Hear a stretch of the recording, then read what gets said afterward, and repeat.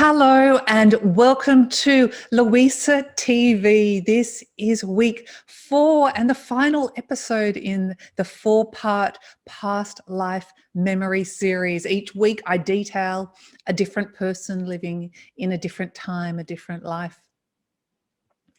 I often wonder, why is it that we can meet a special person and talk for hours and have that instant rapport as if we've known each other for lifetimes? Why can we have an instant like or dislike for a person? And why can we go or have a longing for a geographical location and it feels like home?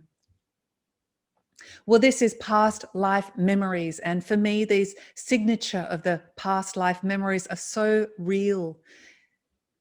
Often my past life memories are usually experienced during meditation, and they come in pieces, in fragments that I often have to sift and sort and put together like a puzzle. But the signature is so real and different for each one. And the clarity, the visual clarity for me is so vivid, and I can always recall it in my memory. All these lives have taught me that we are eternal, and all these lives have helped me understand more of Luisa. And why am I here?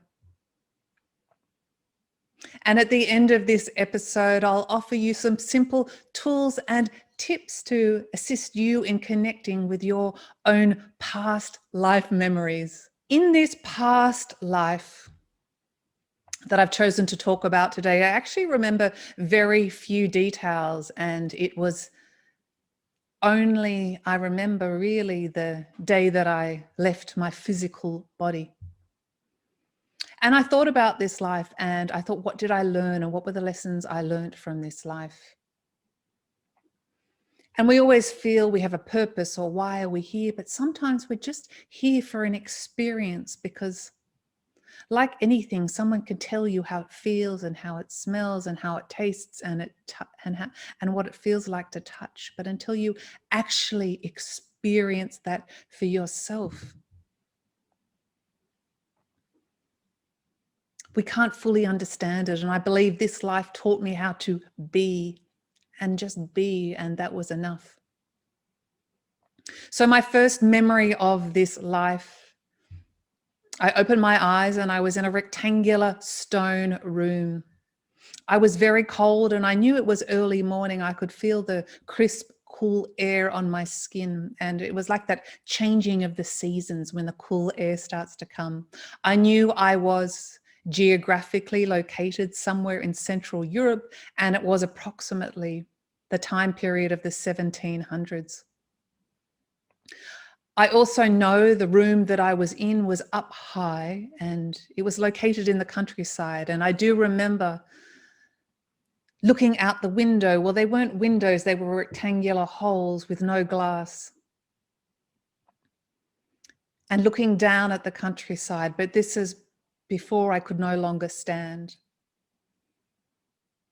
And I'm lying on the floor, and I look down at my bruised and battered body, and I feel very little. I knew I once had pale skin, but the scars and the wounds discolored everything. I was covered in filth, and my hair was matted, and it took great strength to even move my head. This life, I know I had experienced incredible trauma, physical trauma, and it had broken me. And I'd given up the will to live. In fact, I prayed for my own death. This life had taken too much out of me. And they say when the body and the spirit is ready, only then will we transition into the non-physical. I didn't feel any physical pain, which is a very often the commonality with past life memories. I felt no physical pain, although I did feel the emotional impact on my psyche. I wasn't sad or unhappy, but I was extremely alone. But at the same time, there was a certain contentment that had washed over me, a certain peace in the knowing that I would no longer be in this life anymore. I was like a chained dog in that room, and I felt no shame that I had given up. It's just how it was. And I felt no anger towards my perpetrators. More actually, I felt forgiveness and gratitude that my time had come. And then it happened in a moment. I felt myself having my last few breaths of life, and the next moment I was a consciousness looking at my physical vessel, my body that still had a resonance of life. And I looked down at my body and I felt little. In fact, I felt a somewhat relief that I had been alleviated from all my pain, and my consciousness moved to the other side of the room. And I could see an energetic cord, well, with my conscious eye, I could see an energetic cord that ran from my physical body to my point of consciousness, my spiritual or energetic body, that was sucking up the remainder of my life force. If I could describe it, it would be like a straw, sucking any life out of my physical body and returning it to my spiritual point of consciousness. And there I remained against the wall, utterly content and utterly rested and utterly at peace. I knew I had died. I knew I had left my physical body, and I knew I was a point of consciousness. And I knew I was not visible to the human eye. At one point I saw some men take my body away, and I felt no sorrow or sadness. I didn't even feel joy or elation, and I didn't feel any passion. I felt a deep sense of calm, and there was no time and no space in this void. And somehow I just was in this non-physical realm. I feel that I needed to understand, after the significant traumatic life that I had experienced, the most profound sense of calmness. There was no need for physical activity, and I could say I was waiting to transition to another realm, but waiting would imply that I was impatient, and I was not impatient at all.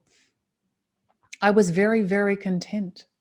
And I do remember times of looking out the window, and I think I heard birds, and I was aware of the lightness and darkness that fell across the room.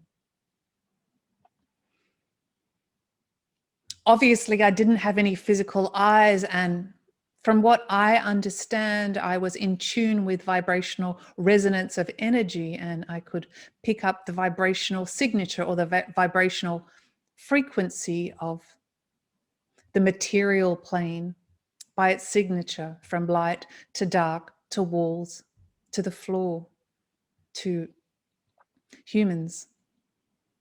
I do believe that I was able to travel through this structure, this building that I resided in. And I was able to look at people and travel through the rooms. But it's not how we might think we need to travel, as we're associated with a physical body. I would just imagine my point of consciousness moving, and I was there. But the thing is, I didn't even have the need or the desire to do this. I was just utterly at peace. And I have no knowledge of the passing of time. There was no time. And I don't know if I was there for days or years or perhaps centuries. I would call myself a conscious detachment, utterly at peace, utterly at one with everything and nothing. You could perhaps, quite possibly, call me a ghost, and I remember nothing more. capability to experience these past life memories is readily available to everyone. And I've spoken about these tips before, and they can relate to many things, but I recommend you believe and you trust in yourself that this is quite capable and quite possible. And ask for it. Ask for what you're needing to hear at this point in time.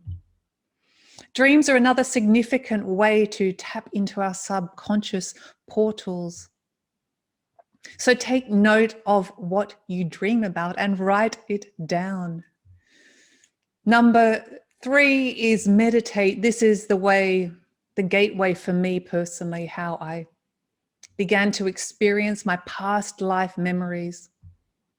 It really took me into deeper states or altered states of consciousness that I was able to tap into other realms and dimensions of my soul and my oversoul. And number 4 is patience and passion. And it does take a little bit of patience. Not everything happens at once. And passion. Well, if you're passionate about anything, you will succeed.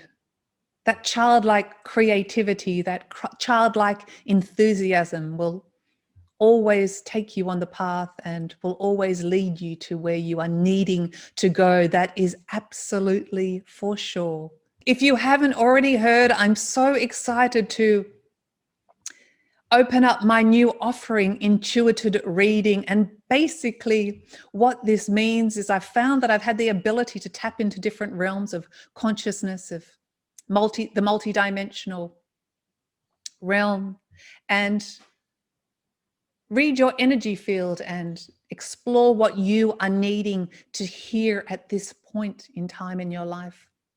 I'm not always sure where the information comes from or who will show up for you, but I do know that always the information is of the highest order and loving vibrational frequency that you will receive. So if you want to find out more or make a booking, the link will be in the show notes, or head on over to the Passion Harvest shop page for more details. And I look forward to working with you. I trust and I hope that you have enjoyed this 4-part past life memory series. I certainly have, and it's definitely been a journey for me. And thank you for joining me along the journey. I've learned that our lives are short in the bigger picture of things. It's the moments, the experiences that we take with us, the emotional signatures. It's not the things. Relationships are important, but primarily the relationship that we have with ourself is key. And those that journey alongside us through many, many lifetimes, not only in this life. I've also learned that everything is going to be okay, and we certainly are eternal. And I have to say the fundamental meaning of it all is love. And now I just want to say hello to Judy from Michigan and send my love to her. I know she watches the show, and her son has made a significant impact on my life, and he's very special to me. We haven't actually met in the physical yet, but I'm sure we will one day. Thanks for watching, Judy. Well, all of you, much love to you, and thank you so much for watching this episode. I think I'll take a break from LuisaTV for a few weeks, and I look forward to coming back and exploring with you what has shown up in my life. Thank you so much. Please leave a comment or a question below and I will answer it. Until next time, bye for now.